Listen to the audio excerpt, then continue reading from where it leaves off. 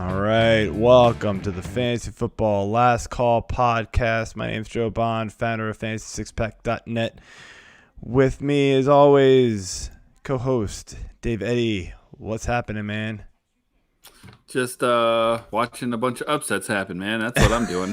Yeah, we were just talking about how our weekly picks did not go so well, but I'm gonna guess they didn't go well for a lot of people. Let's just put it that way. So See, I always thought our NFL picks, we did it like golf. I thought low score won. I thought I was doing well, but apparently that's not how it works. Nah, man, nah. A little late to find that out. Yeah. Next time, read the rules. No, just kidding. Yeah, right. All right, man. It was an interesting day of football, to say the least. Sorry, trying to find all the stuff so I can retweet it out to everybody. But let's get to it, man. It was like I said, interesting day. A lot of upsets and a lot of underperformers, I guess I should say. So jump right into it, man. Patriots and Bills. Bills win this one 24-21, a lot closer of a game than I think anybody would have expected, with especially the way the Patriots have been playing football. And it wasn't pretty on either side of the ball. Now, I mean, weather, I think, clearly played a big factor in this game. But, I mean, the Bills have been kind of trending in the wrong direction for a couple of weeks here. Just some stats here. Cam Newton, 15 for 25, 174 yards. Cam's been bad for the last few weeks. Then we've got Damien Harris, the lone bright spot, 16 for 102 and a touch. Jacoby Myers, 10 targets, so that's cool. Josh Allen, though, man, like here's the storyline for me, man. Josh Allen, 11 for 18, 154 and a pick. I mean, Zach Moss looked good, 14 for 81. He got actually out-snapped and out-touched Singletary in this game. He had 2 touchdowns also. But Josh Allen, man, let's get back to him. I mean, like, we've been kind of talking about him the last few weeks where he's kind of fallen back down to earth. You know, he had that, like, MVP start. I mean, what are we expecting from Allen the rest of the way? I don't think it's going to be quite this bad. I really do think weather played a big factor in this game, just kind of being ugly on both sides of the ball. But what are we expecting from Allen the rest of the way here? Man, I guess it's a little bit of the in-between of what we have seen. I mean, he obviously plays in Buffalo, and God knows that you can't rely on any weather there to be any good. Mm-hmm. And, he plays in the AFC East, so outside of Miami, you're not going to expect a whole lot of good weather. So I think, unfortunately, if I had to say that, the in-between would probably lean a little closer to this than it would be to the MVP level that we've seen. He's definitely going to find himself into some very similar games to what we saw today.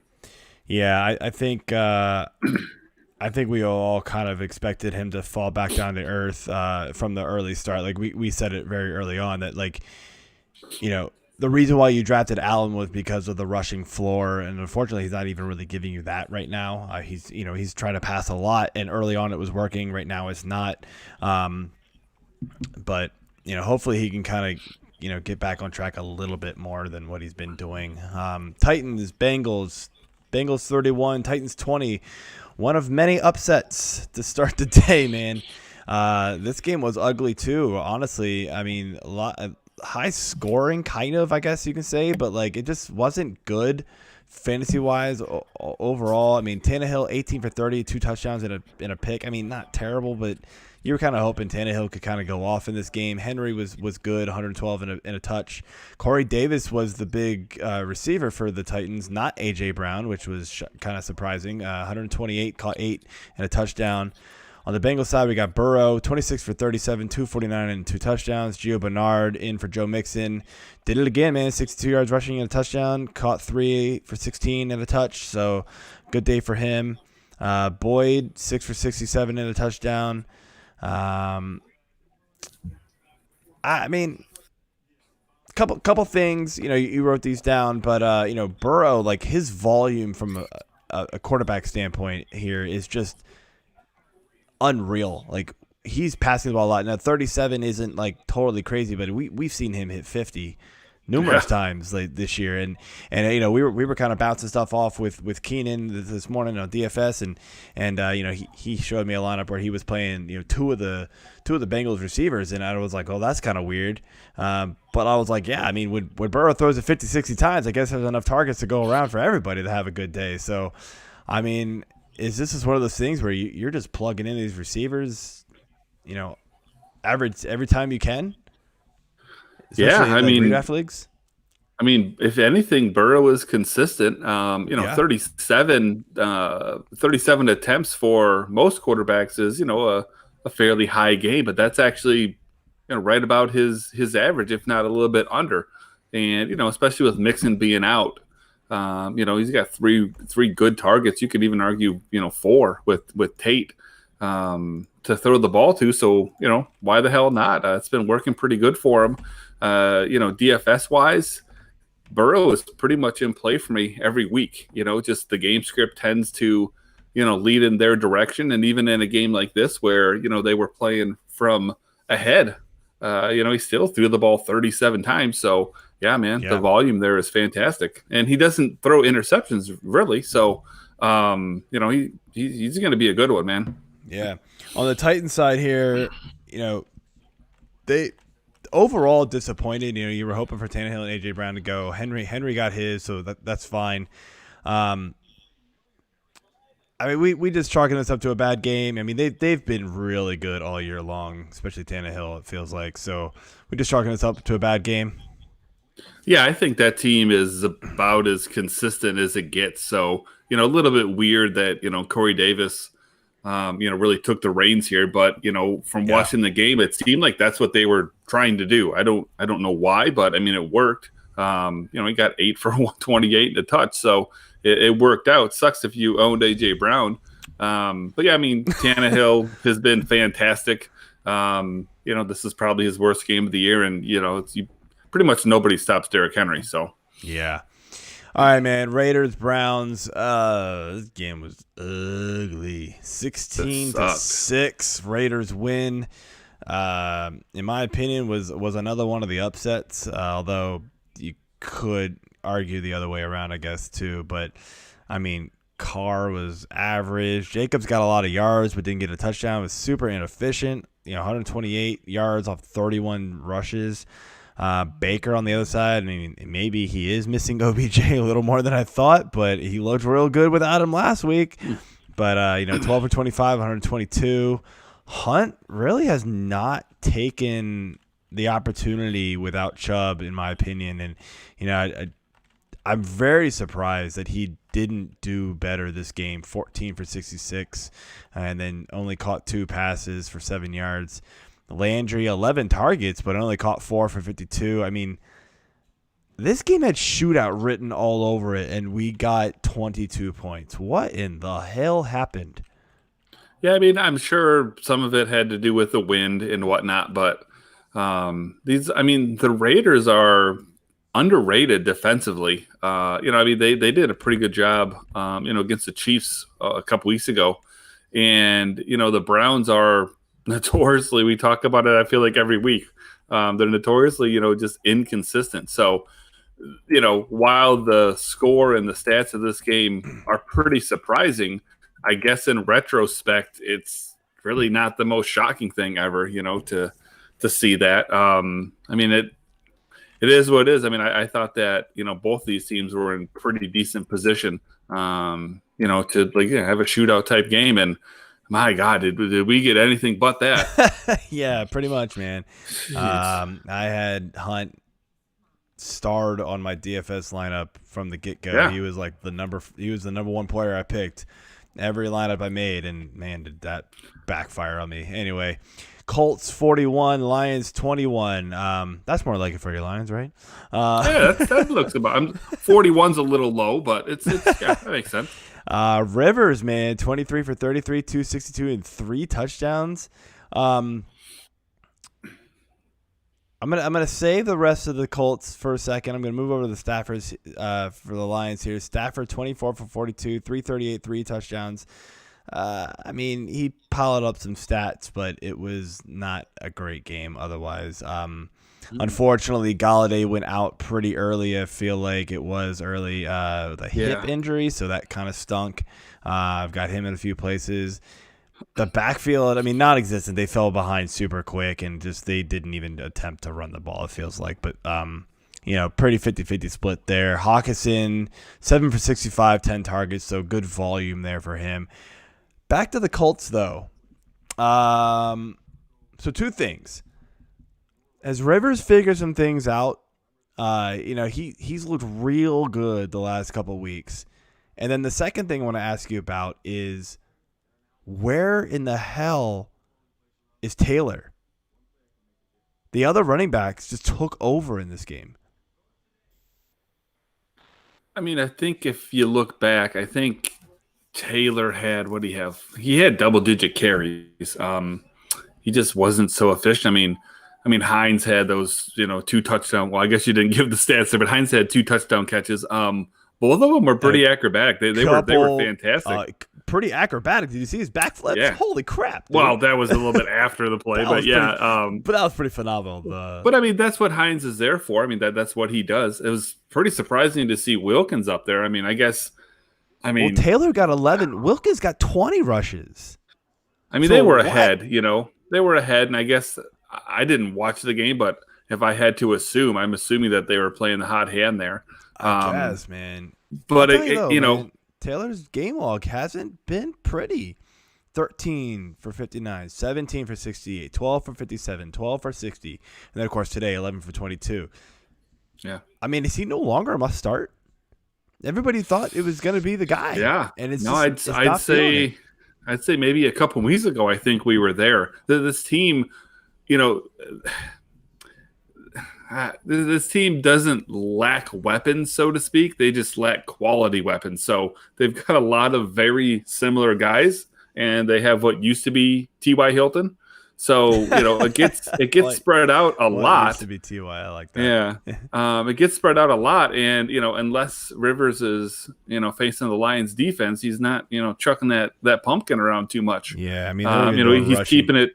No, he's just keeping it short. Hines, Burton. I was going to say, they're even doing running plays with Burton in the red zone. You're playing the Lions. They could have ran the kicker and probably had 4 touchdowns. So, But, yeah, it's just they like to throw the ball short, so you can't be surprised by any non-receiver having a decent game. That's what they like to do. And, hey, whatever works, man. I think Rivers is climbing into, possible streaming category. I'm not trusting him week in and week out, but – he's figured something out in this offense. He's getting more and more comfortable, it feels like. But moving on here, Vikings-Packers. Vikings win 28-22, probably the biggest upset of the day, in my opinion. This was a 5-1 team playing a 1-5 team at home. Whew. I did not expect the Packers to lose this game. They came out flat, dude. Cousins, wasn't good, but you know what? Didn't have to be. Dalvin Cook. I'm stamping it, man. The best running back in the league right now, man. 30 for 163, 3 touchdowns, caught 2 for 63, and another touchdown. 50 fantasy points, dude. And, of course, I played him in 2 leagues. I haven't checked all of them, so I possibly played him in more. Not good. The passing game was non-existent. Don't even worry about it, guys. On the Packers side, Rodgers, 291 and 3 touchdowns. He had a solid overall fantasy day. Devontae Adams caught all 3 of those touchdowns. So if you started him, you're doing pretty good.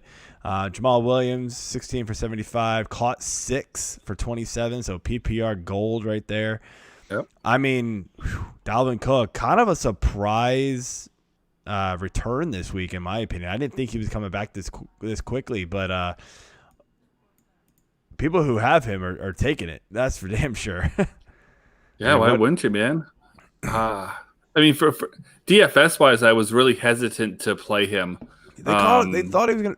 They kept saying he was gonna be on a snap count. Gave him 30 touches. I didn't hear snap count. I was just worried about, how much he was, going to play. So had I heard snap count, I wouldn't have played him the little bit that I did. But I was worried about the wind in that game, and I knew that was going to hurt the passing game. So I actually was quite off on this game for DFS purposes. And, as the day was going on, retrospect, led me to sit there and kick my ass for not playing more Cook because I was off on the passing game. And so instantly I was like, oh, well, that means I can sneak some Dalvin in there. And I was like, I don't know, man. I don't know how healthy he is. I'll play him a little bit, but nothing too crazy. It was a tough DFS play in season long. You had to do it. I've got him in one league, win against him in two. So obviously, he gets started everywhere. But yeah, man, he is incredible. Him and Kamara right there is the 1-2 with Henry. Maybe 1, 2, 3 is the best backs in the league right now, at least for fantasy wise.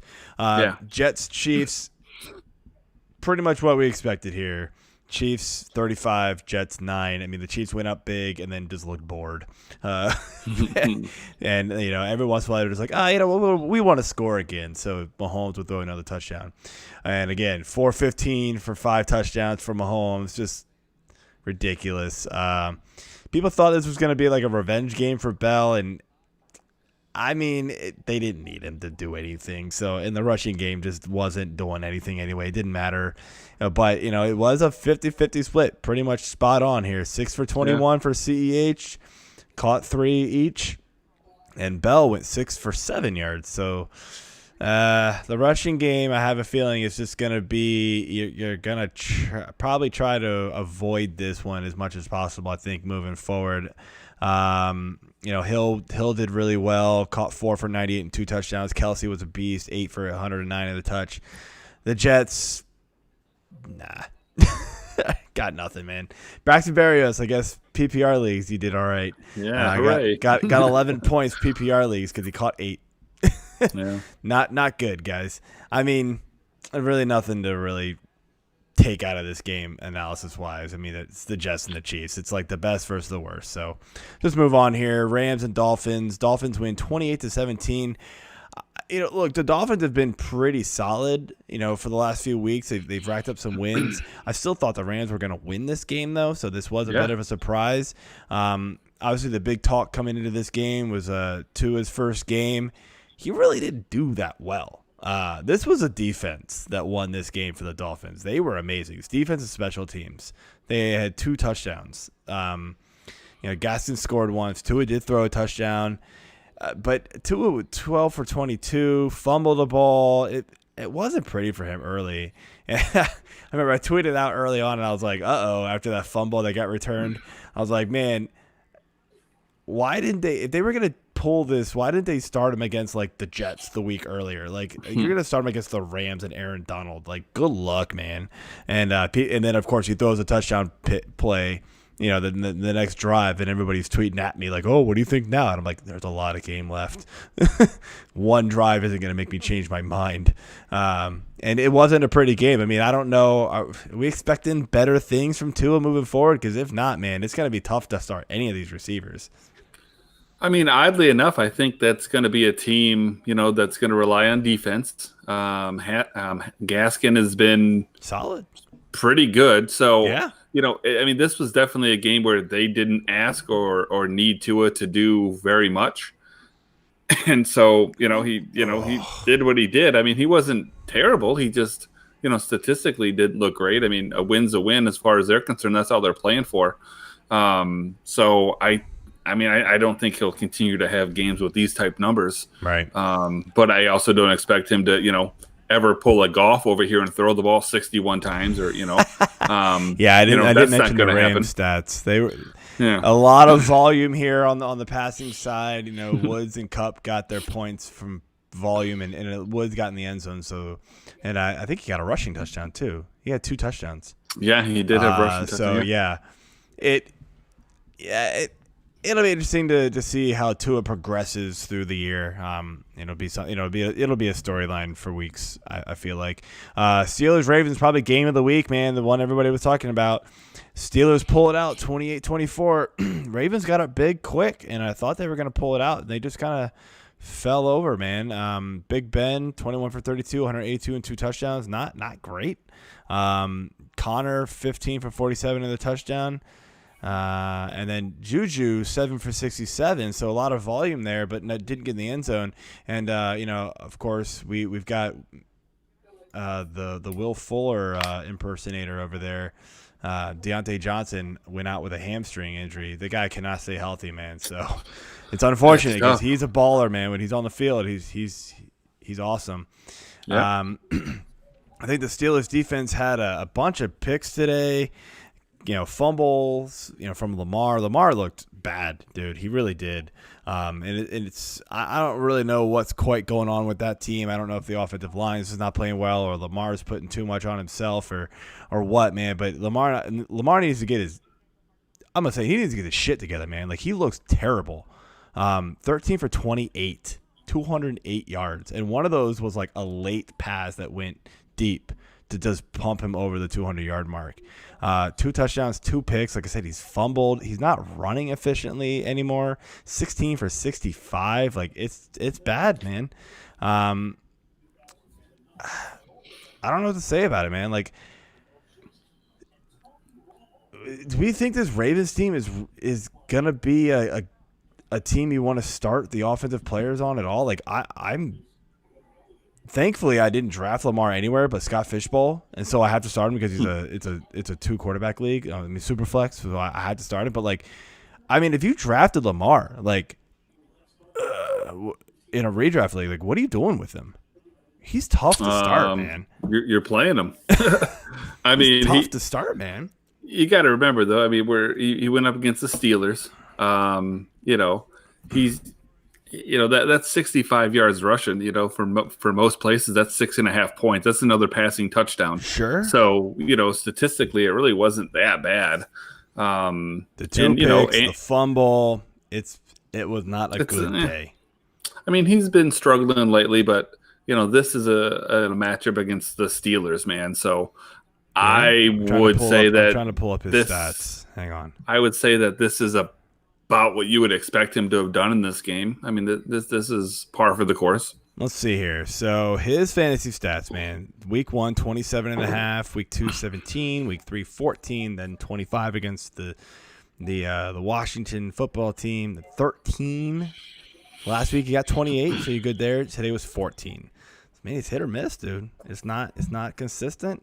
He was QB 17 coming into the week. Actually, It might be now QB 17. Actually, I think Sleeper actually updates its stuff pretty quickly, so it's real time. So, I mean, he's not even a top 12 quarterback right now. What? Go trade for him then. I guess he's man. Still. I mean, fantasy wise, I guarantee he's a top 5 quarterback. Is he top 2, top 3? I mean, he's not ahead of Mahomes. I mean, let's see here. Let's see his schedule the rest of the way here. So he's got Indy, New England, Tennessee, Pittsburgh the next 4 weeks. Yeah, that's tough. No. I mean, Tennessee should be good. Yeah. Then he's got Dallas. Then he gets Dallas, Cleveland, and Jacksonville and the Giants to finish off. So maybe you can. You go. Maybe you can get him around week 12, right before he plays Pittsburgh again, and just playoff time. He's gonna win somebody some leagues. Yeah, he might run for 300 yards against Dallas. Yeah, no kidding. If he can get there with him, it's it's tough sledding for him. All right, Chargers, Broncos. Broncos win 31-30. Dude, are the Chargers doing this on purpose? Listen, as a Lions fan, I get it. I've been through all of this. I've seen it all. Nothing surprises me. No idea how they lost this game. They were up 27. Were they up 27-3? Like 20. Yeah, something like that. 24-3, 27-3, something. Goodness, it was ridiculous.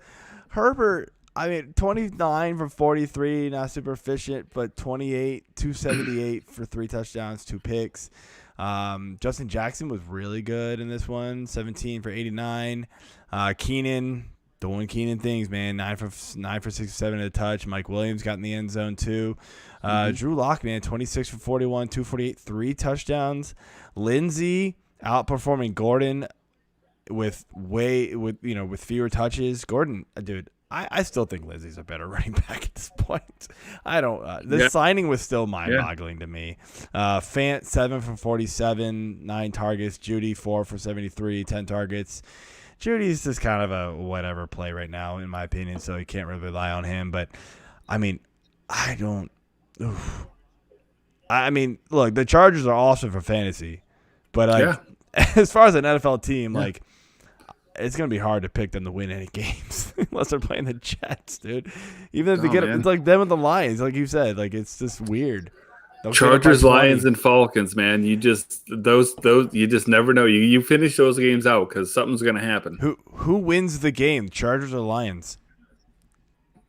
Whoever has the ball last. Whoever has the ball last. No, I would have said that against the Falcons too. I was like, what are they going to do? Tie? They just going to keep giving scores up? I mean, the game's got to end eventually. It's tough, man. Yeah, those three teams don't know how to win a ball game, man. Yeah, it's tough. But hey, they put up plenty of points. So I mean, like you said, if you're a fantasy guy, who gives a shit? All we care about, right? Yeah. Saints, Bears. Saints win 26-23, a much closer game than I think.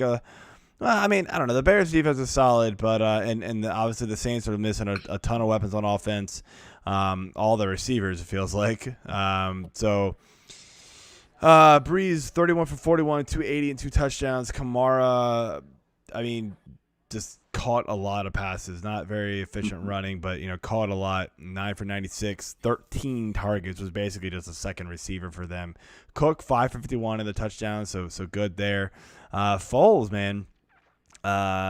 Started off real slow. They got hot, but finished 28 for 41, 272, 2 touchdowns and a pick. David Montgomery, 21 for 89, a lot of volume, but man, and he got in the end zone twice. But I mean, he's got a tough situation there, man. Like I was watching the game, and I know a lot of people want to like dump on Montgomery. He gets handed the ball off, and he's got nowhere to run. Like constantly. It doesn't help when you suck, though. I mean, he does suck. Don't get me wrong. I don't think he's as bad. Like if you put him on, give him an average offensive line, I feel like he's better. He's got to have one of the worst offensive lines out there. He kept running into brick walls. Like there's nothing. Like his offensive line doesn't push forward. They kept getting pushed back. I was watching that game a lot because it was on Red Zone because it was one of the only afternoon games, late afternoon games, and it's tough, man. A-Rob, good day for him. 6 for 87, got in the end zone, caught a great diving catch for the touchdown there. I mean, what do we expect from this Saints team if they ever get Michael Thomas back? Ooh. I mean, I don't even know when he's going to come back at this point. I can't tell if they're just punishing him still or if he actually is hurt. It's tough to say, man. But, I mean, do we just expect this offense to just take off when he comes back? I mean, let's be honest. There's a chance he gets traded. There's a chance he doesn't come back. But yeah. I mean, that does seem unlikely. So to answer the question, you get Thomas and Sanders back. I think what that does is, for real life purposes, obviously it makes them a better offense. Fantasy purposes, I think it makes Breeze more efficient. I don't necessarily think you'll get better numbers from him, but I think he'll just be more efficient. And then you'll just see Kamara's role, especially in the passing game, obviously. You'll see that kind of dwindle, but you'll probably see his rushing uptick because they won't be able to focus so much on him. So, Breeze more efficient, a little bit less out of Kamara. And, I would anticipate that, if Michael Thomas legitimately comes back healthy, he's going to probably pretty quickly become one of the, better receivers in football again. Yeah. I mean, hopefully he comes back because, people drafted him early first round, mid-first round, worse. So it hurts, man. Last game to talk about here, 49ers Seahawks. Seahawks 37, 49ers 27. Seahawks were just doing Seahawks things, man. 27 for 37, 281, 4 touchdowns for Russ. And this was a DK game after Lockett blew up last week. So yep. It's the which one's gonna do it this week? They seem to be alternating. So maybe next week will be Lockett again. Who the hell actually knows? Good luck playing both. Yeah, playing both. They're too damn expensive to play both. So Metcalf blew up, man. 12 for 161, 2 touchdowns, 15 targets. Lockett 4 for 33 off 5. DJ Dallas 18 for 41 and a touch. I feel like he got in a second time. Did he not? I know he had one. He had one called back. Maybe that's what I saw. Yeah, maybe that's what I saw. But yeah, either way, he had it wasn't a great game by Dallas. He caught one. Yeah, he caught one. 5 for 17 with a touch. Yeah, I thought he got in for the second time. So I mean, wasn't a great day for him. I mean, 2.3 yards rushing average, not good, but I mean, you gotta fall into the end zone twice, man. You're gonna make people who started you pretty damn happy. Although he was a tough start because there was talk that Carson was gonna possibly play, and so it was just like, had we known DJ Dallas was gonna be the only healthy running back, he would have been started just about everywhere. Yeah, if they had just played in the early game, that'd have been a different story. Much. But you know, that's what sucks about the late game is you can't really slide him in there. Then Carson plays, and then what are you gonna do? Yeah, so. Nothing you can do. On the other side of the ball, Mullins 18 for 25, 238 and 2 touchdowns. I forget what it's hard for me to watch the late game sometimes, but Jimmy G and Kittle both went out early in the fourth quarter. What happened to Jimmy G? I don't know what happened. I don't know. I didn't see it. I just all of a sudden saw Mullins in there chucking that sucker around, man. And I mean, they were down big at that point, so that was straight up garbage time. But, of course. But I mean, his numbers for about a quarter were fantastic. Amazing. Yeah. I mean, nobody was playing him. Obviously, no, of course not. But it was nice that Ayuk got in there at the end. Yes, so, he did. Saved that was nice for a lot of us. Yep. Yeah. The running back conundrum, carousel, whatever you want to call it, is just, I mean, good luck, guys, figuring out who's going to be the guy here. Coleman was a random, late addition into this game and then got hurt super early. Coleman was the guy early on, and then he got hurt. And then we saw McKinnon and Hasty kind of split. So, again, honestly, until Mostert comes back, I can't, in good conscience, start or recommend any of these guys. I have no idea who's going to be the one to score. Nobody does. Because Shanahan is just like, fuck all you fantasy players. Good luck. So, yeah, man. I don't know, man. Carson probably comes back next game, so DJ Dallas owners, I'm guessing, just if you have him or you want, don't go rush out to the waiver wire for DJ Dallas. Let me just say that, because Carson's close already, so I'm guessing you would agree with that. Yeah, I mean, if you picked him up, you picked him up to stream him possibly for today, anyways. I mean, I guess if you own Carson, you would have been wise to pick him up, and then it doesn't matter at that point who plays. I mean, obviously you're cheering for Carson just for the higher upside, but Carson doesn't play, you just slide Dallas in, no big deal. But you're probably pretty safe to dump him, because even if Carson doesn't come back, Hyde or Homer will be there. Right. So either way, I can't. Although it see sounded like Hyde was farther away than Carson was, which was interesting. Wow. Well, either way, somebody's playing, and it's probably not him. Yeah, so in a week of upsets, we're watching the Eagles actually lose to the Dallas Cowboys 9-7. Welcome to Sunday Night Football. Well, listen. Here's the thing, though, right? Not only are football teams, favorites getting upset this week. Even the fans got upset this week because we got a Dallas and Philadelphia Sunday night primetime game. So that's a bad beat by the NFL on us. And then tomorrow night we get the Giants.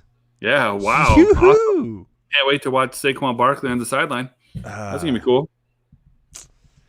So we have a trade question here. Billy Foster.